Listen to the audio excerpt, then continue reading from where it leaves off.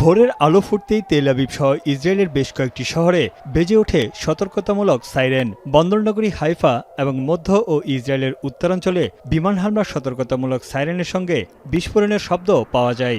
ইরানের বেশ কয়েকটি ক্ষেপণাস্ত্র প্রতিহত করার দাবি করেছে ইসরায়েল।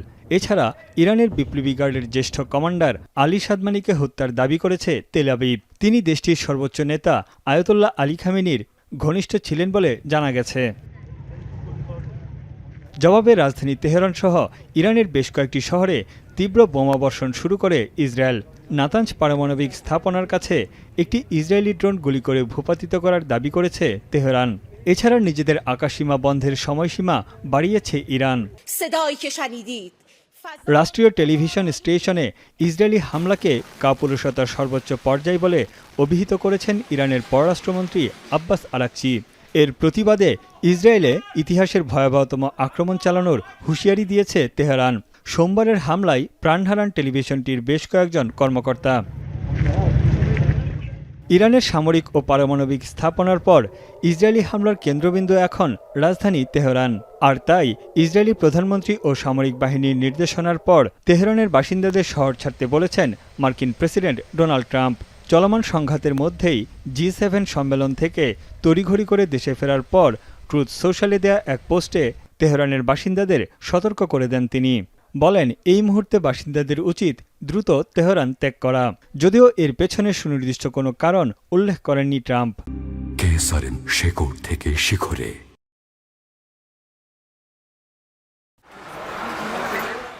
ট্রাম্পের এমন বক্তব্যের পরপরই নিরাপদ আশ্রয়ের খুঁজে ছুটছেন তেহরানের সাধারণ মানুষ। সড়কে দেখা গেছে গাড়ির দীর্ঘ সারি। শহরটিতে প্রায় 1 কোটি বাসিন্দার বসবাস।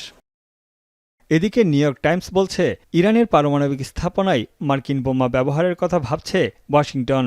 মধ্যপ্রাচ্যে মার্কিন সামরিক সক্ষমতা বাড়ানোর পাশাপাশি জাতীয় নিরাপত্তা পরিষদে জরুরি বৈঠক ডেকেছেন ট্রাম্প। ইরানের সঙ্গে বৈঠক আয়োজনে কর্মকর্তাদের নির্দেশও দিয়েছেন তিনি। তবে G7 সম্মেলন থেকে তড়িঘড়ি করে ফিরে আসার সঙ্গে মধ্যপ্রাচ্য সংঘাতের কোনো সম্পর্ক নেই বলে নিশ্চিত করেছেন মার্কিন প্রেসিডেন্ট। এমন পরিস্থিতিতে দুই পক্ষের চলমান সংঘাত বন্ধে কূটনৈতিক আলোচনার উপর জোর দিচ্ছেন বিশ্ব নেতারা। G7 সম্মেলনে যৌথ বিবৃতিতে নেতারা আবারও উচ্চারণ করেন, ইরানের কাছে কোনোভাবেই পারমাণবিক অস্ত্র থাকতে পারবে না।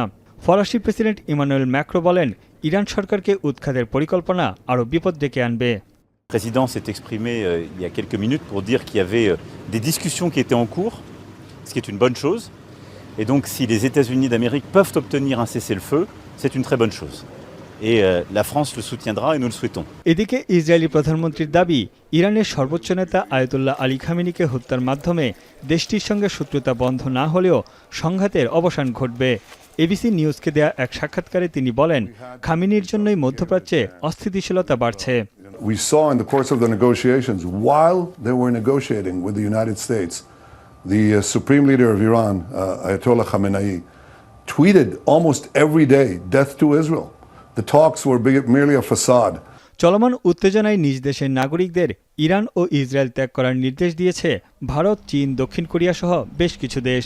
যদিও যুক্তরাষ্ট্র বলছে, এই মুহূর্তে মার্কিন নাগরিকদের ইসরায়েল ত্যাগ করার মতো পরিবেশ তৈরি হয়নি।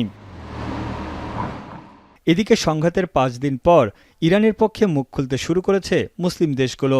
মিশরের নেতৃত্বে সৌদি আরব, সংযুক্ত আরব আমিরাত, তুরস্ক সহ 21টি মুসলিম দেশ যৌথভাবে ইসরায়েলি হামলার নিন্দা জানিয়েছে।